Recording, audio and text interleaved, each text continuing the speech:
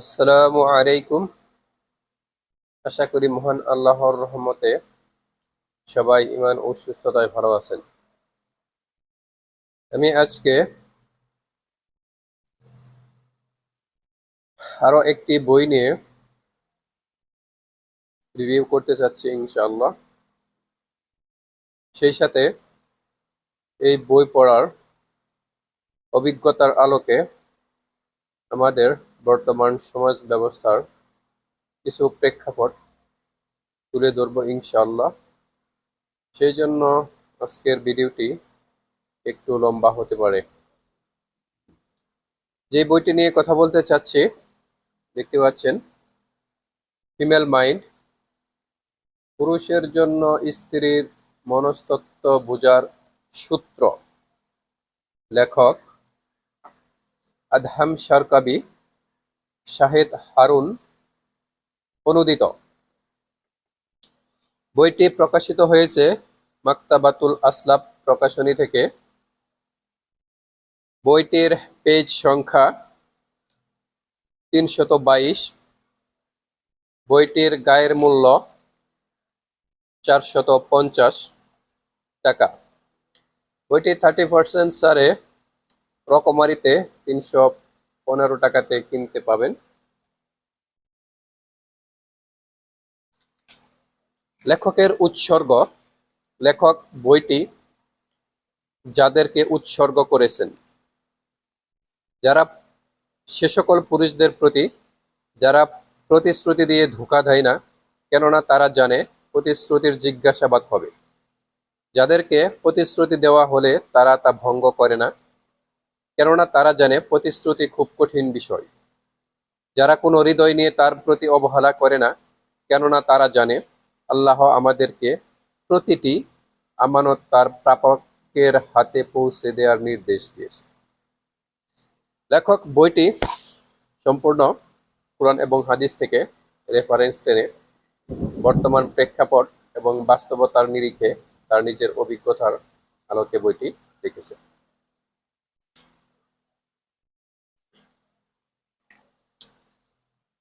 ভেতরের পাতায় যা আছে সেই সম্পর্কে আমি কিছুটা আলোচনা করব ইনশাল্লাহ। আপনার সৃষ্টি মাটি থেকে, আর তার সৃষ্টি আপনার থেকে। সৃষ্টিগত বৈশিষ্ট্য: সে বাকযুদ্ধ চালিয়ে যায় আর আপনি মুষ্টিযুদ্ধ। স্ত্রী উপদেশ দিলে আপনি বিরক্ত হন কেন? আপনি বাক্সবন্দী আর সে ডালপালা বিশিষ্ট। আপনি একা নন, সেও কাজ করে। চোখ দিয়ে ভালোবাসে, সে একা নয়, তারা সবাই এমন। কৃপণতা নারীর শত্রু। নিজের প্রেমে হাবুডুবু খাবেন না। আপনার অতীত আপনার কাছে থাকুক, আর তার অতীত তার কাছে। প্রত্যাশার ছাদটা একটু নিচু রাখুন, ঝগড়াঝাটি লেগেই থাকবে। সে আপনার কাছে চায়টা কি? যাই হোক, এখানে অনেকগুলো টপিক নিয়ে কথা বলছে। সবগুলো আমি যদি বলতে যাই তাহলে হয়তো ভিডিওটি অনেক লম্বা হয়ে যাবে। তো কিছু গুরুত্বপূর্ণ একটি পয়েন্ট নিয়ে ভূমিকা থেকে কথা বলতে চাচ্ছি ইনশাল্লাহ। নারীদের ভাষা। এখানে নারীদের যে ভাষা বিষয়ে কিছু কথাবার্তা লেখক বিস্তারিত আলাপ আলোচনা করেছেন, সেই হিন্টস গুলো আমি এখানে আপনাদের সাথে শেয়ার করতে চাচ্ছি। ঠিক, নারীদের ভাষা, এগুলো নারীদের ভাষা। ঠিক আছে, করতে থাকো। গায়ে দেওয়ার মতো আমার কিছু নেই। আমাদের জীবনটা কেমন যেন রুটিন মাফিক হয়ে গেছে। না, কিছু না। তুমি আমাকে আগের মতো ভালোবাসো না। এটা কি আমার এখনই করতে হবে? আমি কি মোটা হয়ে গেছি? আমি তোমাকে ঘৃণা করি। ভালো হতো যদি। এই তো 5 মিনিট। তো এই যে কিছু টপিক নিয়ে নারীদের ভাষাগুলো নিয়ে বিস্তারিত লেখক ভিতরে কথা বলেছেন। যেমন এই যে ঠিক আছে, করতে থাকো। স্বাভাবিকভাবে আপাত দৃষ্টিতে আমরা এটাকে বুঝি যে কোনো নারী যদি তার হাজবেন্ডকে বলে ঠিক আছে করতে থাকো, তাহলে এটাকে আমরা একটা সম্মতি হিসেবেই ধরে নেই, যেহেতু নীরব সম্মতি না, তিনি মুখে এটা স্পষ্ট ভাষায় ব্যক্ত করেছেন। কিন্তু আসলে এই ভাষার পেছনে, নারীদের এই ভাষার পেছনে, প্রতিটি ভাষার পেছনে কিছু লুকায়িত সংজ্ঞা থাকে বা লুকায়িত ভাষা থাকে, যেটা সত্যিকার অর্থে তেনারা মুখে যেটা বলেন তার ওইটা সত্যিকারের কথা না, এর ভিতরে কিছু লুকায়িত ভাষা থাকে। ঠিক আছে, করতে থাকো বস্তুত আপাত দৃষ্টিকোণ থেকে আমরা এটাকে অনুমতি প্রদান করছে এরকমটা বললে বুঝতে পারলেও আসলে কিন্তু তিনি ভিতর থেকে এটাকে অনুমতি কখনোই দিচ্ছে না, এরকম কিছু ভাষা আছে যেগুলো লেখক বাস্তবতার নিরিখে পর্যালোচনা করেছেন ইনশাল্লাহ। তারপর আমি ভেতর থেকে আমার কিছু মার্কিং করে রেখেছি, প্রতিটি পেজ থেকে যেই বিষয়গুলো আমার কাছে ভালো লেগেছে বা খুবই গুরুত্বপূর্ণ মনে হয়েছে সেই বিষয়গুলো আমি প্রতিটি পেজ থেকে একটু আহ ফুটিয়ে তোলার চেষ্টা করবো ইনশাল্লাহ। আমাদের পুরুষ জাতির 28 নম্বর পৃষ্ঠায় যেমন, আমাদের পুরুষ জাতির দায়িত্ব হচ্ছে মনোযোগ দিয়ে তাদের অভাব অনুযোগগুলো শোনা এবং সেগুলো বোঝার চেষ্টা করা, তাদের বোঝা হালকা করতে তাদেরকে সময় দেয়া। আর নারী জাতি হিসেবে তাদের দায়িত্ব হচ্ছে এটা বোঝা যে পুরুষরা তাদের অক্ষমতা কিছুতেই মেনে নিতে পারে না, এ বিষয়ে তাদের অনুভূতি একেবারেই তিক্ত। বস্তুত লেখক এখানে বইটি শুধু পুরুষদের উদ্দেশ্য করে লিখেছেন, আবার তিনি এটাও ব্যক্ত করেছেন যে এই বইটি শুধু পুরুষদেরই পড়তে হবে এমন নয়, এই বইটি নারীরাও পড়তে পারবে, তেনারা পড়লে পড়াও অনেক কিছুই জানতে পারবে, তাদের অনেক ভুল ত্রুটিগুলো এখানে তুলে ধরেছেন লেখক, সেইগুলো তেনারা বুঝতে পারবেন। কিন্তু বস্তুত বইটি তিনি পুরুষদের উদ্দেশ্য করেই তুলে ধরেছেন। আহ,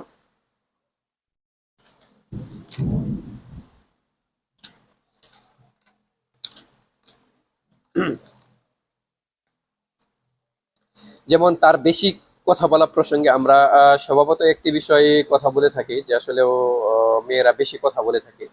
তো এই কথা বলা প্রসঙ্গে লেখক 82 পৃষ্ঠায় একটি বিষয় তুলে ধরেছেন। বৈজ্ঞানিক গবেষণায় দেখা যায় নারীরা গড়ে প্রতিদিন 20,000 শব্দের কথা বলে, অন্যদিকে পুরুষের শব্দ সংখ্যা প্রতিদিন গড়ে 13,000। যেখানে নারীরা 20,000 শব্দের কথাবার্তা বলে থাকে, সেখানে পুরুষদের শব্দের ভান্ডার হলো কথা বলে থাকে হলো 13,000।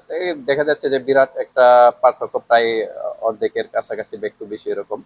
আসলে দাম্পত্য বা পারিবারিক কলহ বিবাদের যে বিষয়গুলো, আমি ভিতর থেকে আর ওরকম ভাবে কিছু বলতে চাচ্ছি না। তো এই বইটি পড়ার অভিজ্ঞতার আলোকে থেকে আমাদের কিছু সামাজিক প্রেক্ষাপটগুলো তুলে ধরবো ইনশাল্লাহ। বর্তমান আমাদের সামাজিক প্রেক্ষাপটগুলো এমন হয়েছে যে আসলে ডিভোর্স বা তালাক যেটাকে আমরা বলে থাকি, এই বিষয়টি বর্তমানে একটি মহামারী আকার রূপ ধারণ করেছে আমাদের সামাজিক প্রেক্ষাপটগুলো পর্যালোচনা করলে দেখা যায়। উম, হয়তো কিছু বছর আগেও বা বিগত শতাব্দীগুলোতে বা দেখা গেলে হয়তো গ্রামের দিকে ডিভোর্সের বা তালাকের বিষয়টি ছিল না এমন নয়, কিন্তু সেটা খুবই স্বল্প সংখ্যক বা খুবই ক্ষুদ্র পরিসরে ছিল। শহরে এই বিষয়গুলো বেশি হতো, কিন্তু বর্তমান প্রেক্ষাপট পর্যালোচনা করলে দেখা যায় আসলে ওই শহরের থেকে গ্রামের আহ যে ডিভোর্সের সংখ্যা এগুলো আসলেও এখন পাল্লা দিয়ে বেড়েই চলছে। যদিও এখনো শহরে ডিভোর্সের হার সংখ্যাটা বেশি, কিন্তু গ্রামের কিছু কিছু বিষয়গুলো আমি এই জন্যই কথা বলতে চাচ্ছিলাম। আসলে প্রতিনিয়ত আমার বা আমাদের কাছের কেউ না কেউ এরকম সমস্যার শিকার হচ্ছে। হতে পারে সে, দেখা গেছে ছেলে বা মেয়ে উভয়ই হয়তো আমার বা আপনার দুজনেরই আত্মীয়, এরকম হতে পারে। আবার হতে পারে যে হয়তো ছেলে আপনার আত্মীয়, মেয়ে আপনার আত্মীয়, এরকম হতে পারে। কিন্তু এই সমস্যাগুলো, ডিভোর্সের সমস্যাগুলো প্রতিনিয়ত খুবই স্বাভাবিক একটা ব্যাপার হয়ে যাচ্ছে। কিন্তু একটি বিষয় পর্যালোচনা করলে দেখা যায় যে আসলেও যেই সামান্য বা তুচ্ছ কারণে আসলে ডিভোর্স পর্যন্ত বিয়েগুলো গড়াচ্ছে, সেইগুলো আসলে খুবই তুচ্ছ, বা সেটি নিয়ে গভীরভাবে পর্যালোচনা করলে পরে দেখা যায় যে আসলে এই বিষয়গুলো তো কখনো হওয়ারই কথা না। কিন্তু তারপরে এগুলো হয়ে যাচ্ছে, কিন্তু কেন হচ্ছে এই বিষয়গুলো নিয়ে আমরা খুবই একটা চিন্তা ভাবনা করি না। কিন্তু আসলে এর পরিস্থিতিতে বা কি হচ্ছে যে একটা ডিভোর্স কিন্তু শুধু একজন একজন ছেলে আর একটা মেয়ের বিবাহ বিচ্ছেদ বা এরকমই নয়, কিন্তু একটা বিবাহ বিচ্ছেদ মানে ছেলের পরিবার, ছেলে মেয়ের পরিবার বা তার আশেপাশের প্রতিটি আত্মীয় স্বজনের উপর একটি বিরূপ প্রভাব ফেলে।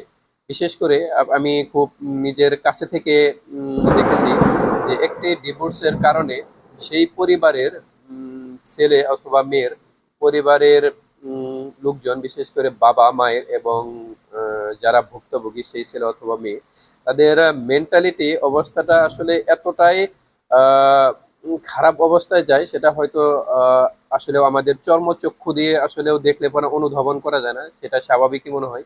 কিন্তু আপনি যদি আপনার ভিতরের চোখ দিয়ে যদি সেটা কল্পনা করেন বা চিন্তা ভাবনা করেন, তাহলে দেখতে পারবেন তাদের ভিতরে কতটা অসহনীয় যন্ত্রণা, তাদের ভিতরটা ক্ষত বিক্ষত হয়ে গেছে, কিন্তু সেটা আমরা আমাদের চর্মচক্ষু দিয়ে দিয়ে দেখলে পরে হয়তো অনুধাবন করতে পারবো না। তাই সেই জন্য সবশেষে ভিডিও লম্বা করতে পারবো না, করতে চাচ্ছি না ইনশাল্লাহ। আমি বলতে চাচ্ছি বিশেষ করে আমার তরুণ যুব সমাজ ভাইদের প্রতি, যারা এখনো বিয়ে করেননি, অন্ততপক্ষে এই বইটি আপনি অবশ্যই আহ, আহ, বিয়ে করার আগে বা যদি প্রস্তুতি নেন, অবশ্যই বইটি কিনে আপনি পড়ার চেষ্টা করবেন। বইটির হয়তো আপনি 300 বা 300 প্লাস কিছু টাকার ভিতরে পেয়ে যাবেন, কিন্তু আপনি এই বইটি পড়ার মাধ্যমে আপনি হয়তো আপনার একটি দাম্পত্য সুখী জীবনযাপন করার কিছু রুট ম্যাপ পাবেন।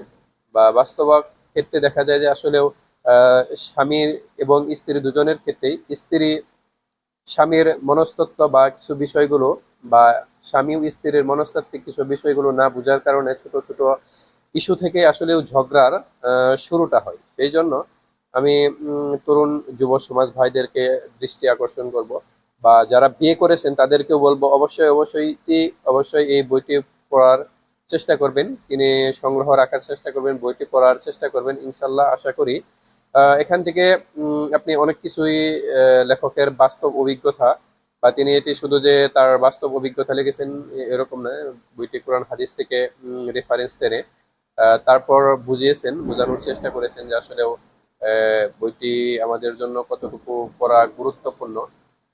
বিশেষ করে আমাদের ছেলেদের একটি কথা না বললেই নয়, আহ, যেটা আসলেও একজন ছেলে হিসেবে আমি আমি বলতেই চাই, যে বেশিরভাগ ক্ষেত্রে দেখা যায় যে ছেলে মানুষের বা একটা টেন্ডেন্সি থাকে এরকম যে তাদের চিন্তা ভাবনা যে স্ত্রীদের কাছে নিজের দুর্বলতা প্রকাশ করাকে তারা একটা নিজেদেরকে ছোট মনে করে বা হেয় প্রতিপন্ন মনে করে। কিন্তু আপনি আপনি কি জন্য নিজেকে হেয় প্রতিপন্ন মনে করবেন? আপনাকে যদি আদর্শ একজন স্বামী হতে হয়, তাহলে অবশ্যই রাসূল সাল্লাল্লাহু আলাইহি ওয়াসাল্লামের জীবনী বা রাসূল সাল্লাল্লাহু আলাইহি সাল্লামকে ফলো করে আপনাকে একজন আদর্শ স্বামী হতে হবে। আপনি রাসূল সাল্লাল্লাহু আলাইহি সাল্লামের জীবনী অধ্যয়ন করে দেখেন, তিনি আমাদের রাসূল সাল্লাল্লাহু আলাইহি ওয়াসাল্লাম শুধু দুনিয়াবী বিষয় নয়, দিনী ক্ষেত্রেও অনেক ক্ষেত্রে তিনি তার স্ত্রীদের পরামর্শ নিয়েছেন।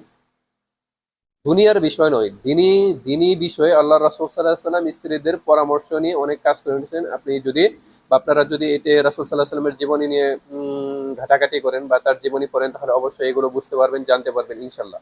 তো যে সমস্যাটার কথা বলছিলাম, তেনারা হলো যে ছেলেদের একটি যে কমন সমস্যা, তেনারা কখনোই ভুল হলে পরেও সেটা স্ত্রীদের সামনে স্বীকার করতে চান না। তেনারা স্পষ্ট ভাষায় বা বলিষ্ঠ কণ্ঠে বলতে চান যে ভুল হলে পরেও সেটা কখনোই স্ত্রীদের কাছে স্বীকার করা যাবে না। এটি খুবই খুবই বলতে গেলে ভালো কথা নয়, বা এটি খুবই গর্বের বিষয় নয়। আমাদেরকে একজন আদর্শ মানুষ, আদর্শ স্বামী, আদর্শ বাবা হতে গেলে অবশ্যই আমাদের প্রিয় নবী হযরত মুহাম্মদ সাল্লাল্লাহু আলাইহি ওয়াসাল্লামের জীবনী বা তার আদর্শ অনুসরণ অনুকরণ করে একজন আদর্শ মানুষ হতে হবে। সেজন্য ইনশাল্লাহ আশা করি আপনারা বইটি পড়বেন। আহ, সবাইকে শেষ পর্যন্ত ভিডিওটি ধৈর্য ধরে দেখার জন্য অসংখ্য ধন্যবাদ। জাযাকাল্লাহ খাইরান। দেখা হবে পরবর্তী ভিডিওতে ইনশাআল্লাহ। আসসালামু আলাইকুম।